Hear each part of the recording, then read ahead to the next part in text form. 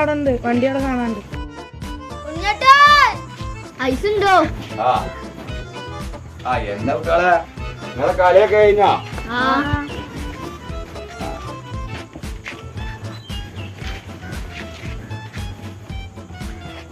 എന്നാ എല്ലാവരും കേട്ടോളി പിടിക്ക്. എല്ലാം ഉണ്ണിയേട്ടാ പൈസ ഒന്നും വേണ്ട മക്കളെ, നിങ്ങൾ പോയിക്കോളി, അതൊന്നും കുഴപ്പമില്ല. എന്താ വിചാരിച്ചു നിങ്ങളുടെ കൂടെ പോന്നേലും എന്റെ ജീവിതം എന്താണ് പറയണേ? എന്തായി കാണിക്കുന്നത് ഞങ്ങളെ മൂട് പോട്ടാണ് പോട്ട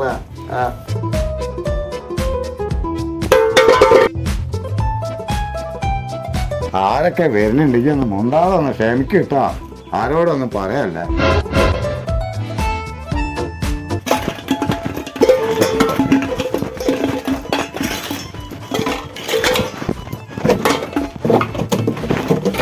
അതെ ഒരു ആ കുട്ടികളൊക്കെ ഉണ്ടോ ഐസൊക്കെ പിടിച്ചിട്ട് അവർ പോയത് ഒരു പൈസ കൊടുത്തില്ല. ഇത് കൊല്ലങ്ങളായിട്ട് 10-40 കൊല്ലമായിട്ട് ഈ ഐസ് വെച്ചോട് തന്നെയാണേ എൻ്റെ കുട്ടിക്കാലം പോയത്. എന്തൊരു പാലസ് കമ്പനിയിലാ ഇത് തന്നെയാണേ. ഇതാണ് ആ വീടുകൾ ഇക്കറിയേ.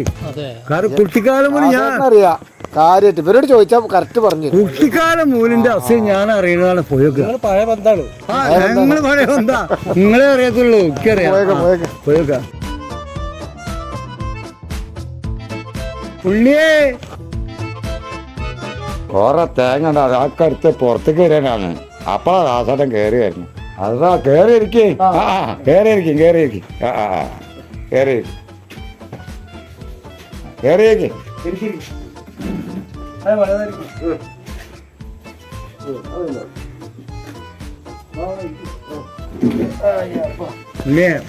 അന്നൊക്കെ സമ്മതിക്കണം.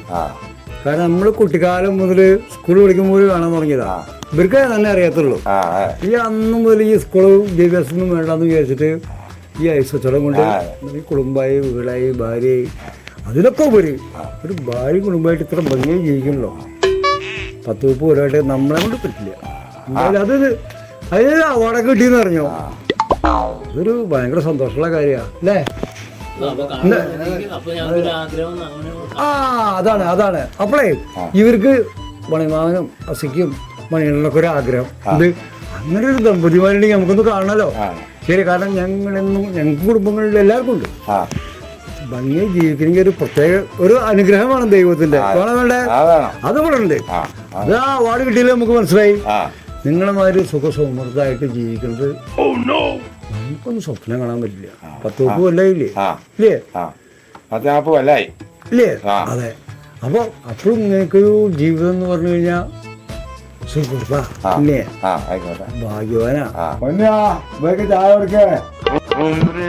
മുൻജന്മ സുഹൃത്തം ഇതിന് പറയാൻ പറ്റില്ല.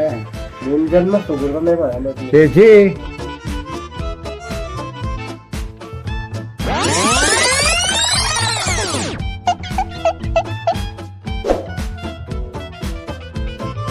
ഞങ്ങളങ്ങോട്ട് ആയിക്കോട്ടെ. സന്തോഷമായി ജീവിക്കാം. ഒരു പോവാത്രേ. ഉണ്ട്, കുറച്ച് തിരക്കുണ്ട് അല്ലേ? അതുകൊണ്ടാണ് അല്ലേ? എന്തായാലേ സമ്മതിക്കണം. ഇങ്ങനെ പോട്ടെ കുറെ കാലം കേട്ടോ. സന്തോഷായി. ഉണ്ണിയെ ഇങ്ങനെ പോയാ മതി. നമ്മളൊക്കെ വേദന പൊളിച്ചുകൊണ്ടിരിക്കുക അല്ലേ? ശരി കേട്ടോ ചേച്ചിയെ, എല്ലാവർക്കും കേട്ടോ. കാണാം, നമുക്ക് കാണാം കേട്ടോ.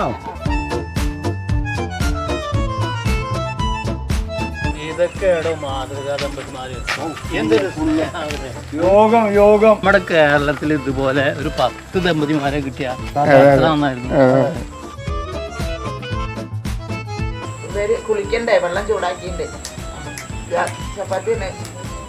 അവര് പോയില്ലേ? ഇവിടെ വരും, ബാക്കി വെച്ചിട്ടുണ്ട്.